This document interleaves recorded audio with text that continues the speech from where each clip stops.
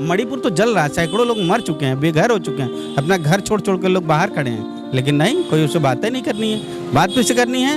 पश्चिम बंगाल हुआ, वहाँ वो हुआ। अभी सोशल मीडिया पे ये भी चला कि मणिपुर की जो घटना हुई है महिला के साथ, उसको करने वाला मेन स्ट्रीम के मीडिया चैनल भाजपा के प्रवक्ता बने हुए हैं, भाजपा के पक्ष में फील्डिंग कर रहे हैं। अरे पश्चिम बंगाल में तो ये हुआ, यहाँ तो वो हुआ, पश्चिम बंगाल में तो ये भी हुआ था, अपने कार्यकर्ता को बीजेपी के लोगों ने मार के टांग दिया था। सिर्फ वो टैक्स पे चल रही है, 1 नेशन 1 टैक्स की बात करके दोगुना टैक्स कर दिया गया। जिन चीज़ों का 4% 6% वैट था, उसमें जीएसटी करके कितना कर दिया? दुगुना 18%, 24%, 26%। और पुलिस वाले हर चौराहे पे खड़े होके वसूली कर रहे हैं। हर जिले को आदेश है कि 2-4 करोड़ रुपए पहुंचाओ, सरकार करेंगे क्या? हमको हिंदू माना जाता है, हम तो शुद्ध रहे। हिंदू नहीं माना जाता, कोई सवाल नहीं। कहाँ शूद्र हिंदू नहीं? आपको कहीं मानते दिखाई, कहीं बताइए ना। राष्ट्रपति आपका शूद्र है तो कहाँ न बुला लिए, कहाँ न बुला लिए? जब वो नया वाला संसद भवन क्यों न बुला लिया गया? तो आपको समझ में नहीं आ रहा कि नहीं माना जा रहा? अब उससे बड़ा प्रधानमंत्री मारा तभी जानेंगे कि आपको नहीं माना जा रहा है। हम हिंदू बनेंगे तब तो। हिंदू हमें बना ही नहीं रहे तो हिंदू मानने को तैयार कहते हैं भाई। हिंदू में यादव को नहीं देखेगा, ठकुराइन पंडिताइन से शादी करने के बाद भी उनकी कुर्सी धुलाई, ये समझ में नहीं आ रहा। आपको समझ, आप तो बड़े हैं, पढ़े लिखे हैं, आपको खुद सोचना चाहिए।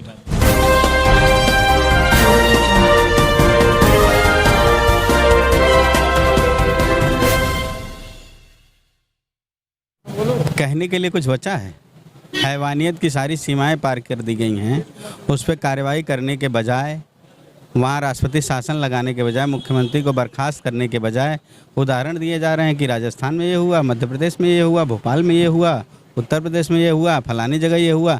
तो मतलब ये है, इनके कहने का मतलब है कि कहीं कोई हत्या होती है तो वहाँ से मुझे दूसरी जगह हत्या करने का सर्टिफिकेट मिल जाता है।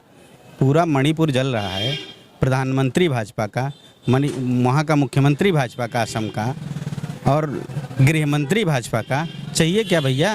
तुमको राष्ट्रपति बना दिया जाए अमेरिका का, तब सुधरेगा देश का लाइन ऑर्डर? पूरा प्रधानमंत्री का इस तरह का जो बचकाना बयान है, मैं देख रहा हूँ लगातार चैनलों पे, उसके बारे में आप चैनलों में जो बोल रहे हैं, प्रधानमंत्री के बारे में क्या कहेंगे? प्रधानमंत्री अपना काम कर रहे हैं। भाजपा के, वो प्रधानमंत्री नहीं है देश के, वो भाजपा के एक कार्यकर्ता हैं, आरएसएस से संचालित होने वाले। वो काम वो कर रहे हैं बखूबी, और मीडिया चैनल ये सब बिके हुए हैं, वो अपना काम कर रहे हैं। बंदर है बस, वो डमरू बज रहा है, सब नाच रहे हैं अपना अपना हिस्सा लेके। उसमें प्रधानमंत्री का भी हिस्सा है, वो अपना हिस्सा लेके मस्त हैं। बहुत बड़ी बड़ी बातें कर रहे हैं, दूसरे प्रदेशों में उंगली उठा रहे हैं। अपने प्रदेश का देख लें, अभी हालिया इंटरनेशनल हवाई अड्डा बना, घुटने के बराबर पानी भरा है माफी वीर सावरकर के नाम पे। उस पर बोले मीडिया, बोले कोई बोले? मणिपुर तो जल रहा है, सैकड़ों लोग मर चुके हैं, बेघर हो चुके हैं, अपना घर छोड़ छोड़ कर लोग बाहर खड़े हैं, लेकिन नहीं, कोई उससे बातें नहीं करनी है। बात किससे करनी है? पश्चिम बंगाल हुआ, वहाँ वो हुआ। अभी सोशल मीडिया पे ये भी चला कि मणिपुर की जो घटना हुई है महिला के साथ, उसको करने वाला आरएसएस का कार्यकर्ता है। उसकी फ़ोटो भी मेरे पास पड़ी होगी। लेकिन इन लोगों ने इस घटना को छिपाया करीब 78 दिन बाद सोशल मीडिया के माध्यम से। तब कहीं बड़े चैनल भी आज इस घटना को नहीं दिखा रहे ऐसा? अगर सोशल मीडिया और छोटे चैनल ना होते तो शायद लोगों को न्याय मिलने की तो उम्मीद छोड़ ही ये सोचिए, महीने भर बाद लोगों को खबर चल रही है, और ये साले मेन स्ट्रीम के मीडिया वाले थेथराई बतिया रहे हैं, न्याय की बात ना करके थेथराई बतिया रहे हैं। अब क्या है, सारे मेन स्ट्रीम के मीडिया चैनल भाजपा के प्रवक्ता बने हुए हैं, भाजपा के पक्ष में फील्डिंग कर रहे हैं। अरे पश्चिम बंगाल में तो ये हुआ, यहाँ तो वो हुआ, पश्चिम बंगाल में तो ये भी हुआ था, अपने कार्यकर्ता को बीजेपी के लोगों ने मार के टांग दिया था सिर्फ वोट के लिए। उस पर चर्चा हुई कहीं? ये तो वो लोग हैं कि अपने भाई गर्दन काट लेंगे। विपक्ष क्यों नहीं बोला? विपक्ष एकदम साइलेंट दिख रहा, शांत दिख रहा, चारों तरफ विपक्ष की कहीं आवाज़ नहीं आ रही। अरे भाई, विपक्ष सदन में बोल रहा है, उसको चलाया नहीं जा रहा है, या जो मीडिया में वो बोल रहा है उसको चलाएं। जब मीडिया ही बिकी है तो विपक्ष क्या बोलेगा?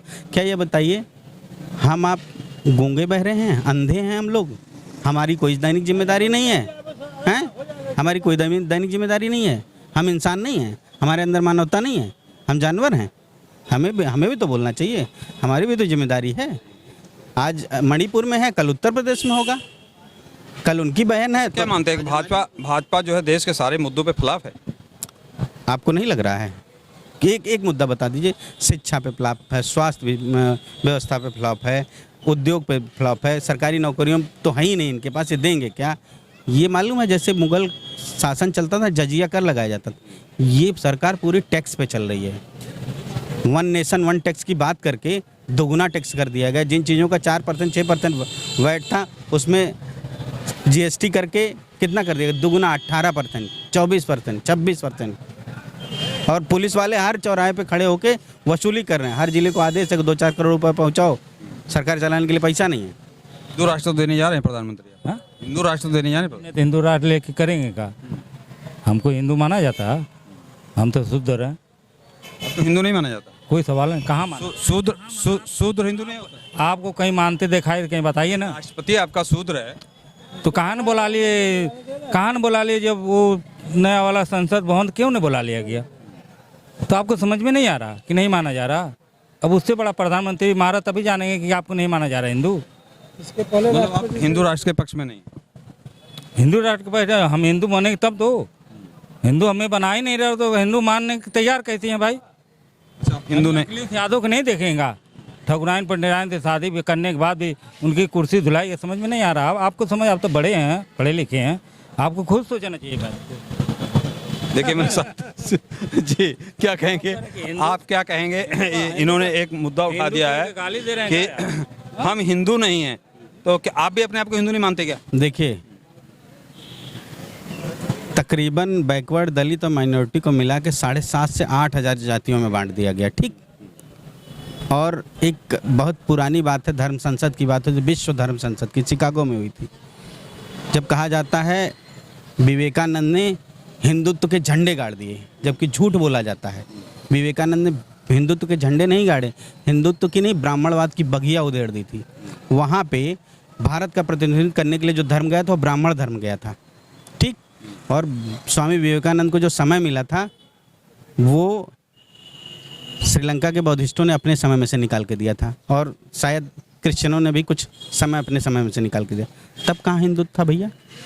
आज उनके ही साहित्य में, उनके ही इंस्टीट्यूशन में घालमेल करके उल्टा पुल्टा लिख दिया जा रहा है। शिवाजी, छत्रपति शिवाजी को उठा लीजिए, ग्रेट मराठा, ये वो कहा जा रहा है, आज कहा जा रहा है हिंदुत्व के एकदम ध्वजवाहक घोषित किया जा रहा है। पर हैं क्या? किसी पुरोहित ने उनका राज्याभिषेक करने से मना कर दिया था, मराठा जी का। और एक काना पंडित आया था बनारस से बुला के, उसने अपने बाएं पैर की कानी उंगली से किया था राज्याभिषेक। कहे बात का हिंदुत्व ना? आप मेरी बात करिए तो मैं तो कहता हूँ कि मेरा वोट उसी को जाएगा जो जातिवार जनगणना की बात करेगा। जनगणना करवा दो, जितनी मेरी हिस्सेदारी हो, मैं यादव हूँ, ये चमार हैं, ये मुस्लिम हैं, ठीक है, जितनी जिसकी हिस्सेदारी हो, जितनी जिसकी संख्या हो, उसके हिसाब से उसका हिस्सा दे दो, सारी लड़ाई खत्म। काहे के लिए बैकवर्ड, दलित, माइनॉरिटी, सवर्ण में बांट के रखे हो? हिस्सेदारी बांट दो, सारे झगड़े खत्म। भाई में बंटवारा होता, बराबर का होता है कि नहीं? तो फिर इस देश में हमारा पूरा हिस्सा, हमारा क्यों नहीं बंटवारा होता? गाय, भैंस, बकरी, गधा, उसका तो जनगणना हो जा रही है। इंसान की जनगणना करने में इतनी दिक्कत है, इसलिए दिक्कत है कि ये झूठ नहीं बोल पाएंगे कि सारे बैकवर्डों का हक यादव ने मार लिया और सारे दलितों का हक चमार ने मार लिया। ये र्यूमर कैसे फैलाएंगे? ये कैसे लोगों को ठगेंगे? ये एजेंडा नागपुर के शाखा से निकलता है, और यहाँ हर गली मोहल्ले में चिटपुट शाखाएं हाफ पैंट पहनने वालों की जो है ना, वो उसको सबलेट करती है। अच्छा, एक आपका संगठन बना है इंडिया, विपक्ष ने जो संगठन बनाया इंडिया, तो इंडिया अगर जिस तरह की बातें आप बता रहे हैं, ऐसे क्या इंडिया कामयाब हो सकती है? अब देखिए, जो अलायंस बना है उस अलायंस में बैकवर्ड, दलित, माइनॉरिटी या जनरल के लोगों को भी उन्होंने जगह दी। उन्होंने अपने अलायंस का नाम इंडिया रखा है। अब देखिए, उसी इंडिया को वोट फॉर इंडिया कहने वाला प्रधानमंत्री 2019 में, आज उसके चमचे कह रहे हैं कि इंडिया नहीं भारत। कितने दोगले लोग हैं! इनकी दोगलाई की तो थीसिस लिखी जा सकती है, सलक कम पड़ जाएगी, पेपर और समय। मतलब अब इंडिया नहीं भारत हो गया? अब भारत हो गया भाई। इंडिया, भारत को ही इंडिया मतलब इंग्लिश में इंडिया कहा जाता था, है ना? अब उससे दिक्कत हो गई।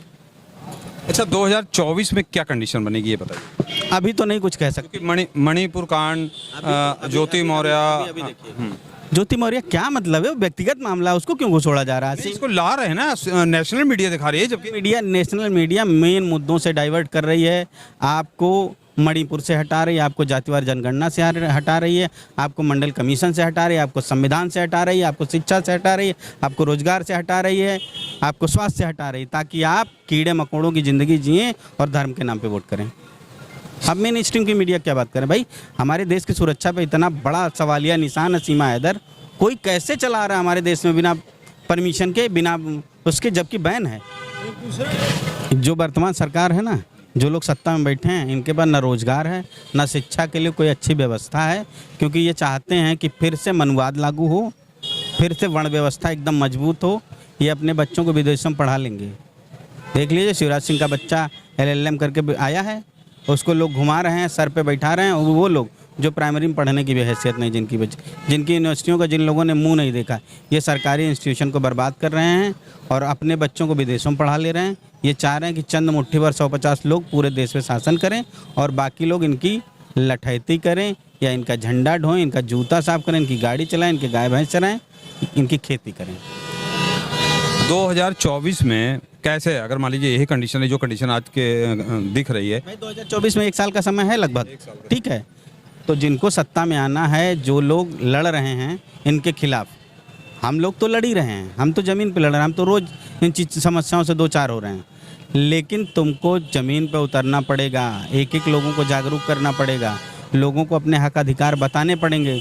लोग पढ़े लिखे ही नहीं, अनपढ़ लोग हैं, तो उनको हक अधिकार कहाँ से मालूम? वो तो कहेंगे 2 रोटी खा लें, जय श्री राम का नारा लगा लें, मंदिर बन जाए तो भगवान तिरपाल में से महल में आ जाए, मंदिर में आ जाए तो हम तर जाएंगे। तुम तब जाओगे तो तुम्हारा बेटा महल में पहुंचेगा, तुम्हारा बेटा झोपड़ी से उठ के पक्के घरों में पहुंचेगा, तुम्हारा बेटा प्राइमरी से उठ के किसी पब्लिक स्कूल में पढ़ेगा, तुम्हारा बेटा हरवाही चरवाही करने के बजाय डॉक्टर, इंजीनियर, IAS, PCS या किसी इंडस्ट्री में बहुत बड़े पदों पर बैठेगा। लेकिन ये समझाएगा कौन? इसकी समझाने की जिम्मेदारी किसकी है? बड़े बड़े आंदोलन हुए, लोग बड़े बड़े महापुरुष हुए हमारे देश में। अभी हाल में ले लीजिए, मान्यवर कांसीराम नहीं रहे, मुलायम सिंह नहीं रहे, इन लोगों ने बहुत बड़ा काम किया। लालू जी हैं, कर्पूरी ठाकुर को ले लीजिए, पेरियार ललई सिंह यादव को, जिनको पूरा यादव समाज गाली देता है, 80% यादव समाज, उन्होंने कितनी क्रांति की इस मरे समाज को जगाने के लिए। तो वो उस पर काम होगा, उनकी बातें लोगों को पहुँचाई जाएंगी, तब ना चीज़ें सही होंगी। उस पर काम ही नहीं हो रहा है। बस सिर्फ बात करने से थोड़ा ना कुछ होगा कि हम NDA बना लिए, हम इंडिया बना लिए, हम PDA बना लिए तो हम जीत जाएंगे। अपने मुद्दों को, अपनी विचार को लेकर सड़क पे आइए, सड़क पे नहीं, गांव-गांव जाइए, घर घर जाइए, तब जाके आप जीत पाएंगे। सिर्फ गठबंधन करने से नहीं जीतते हैं, गठबंधन इससे पहले भी हो चुके हैं।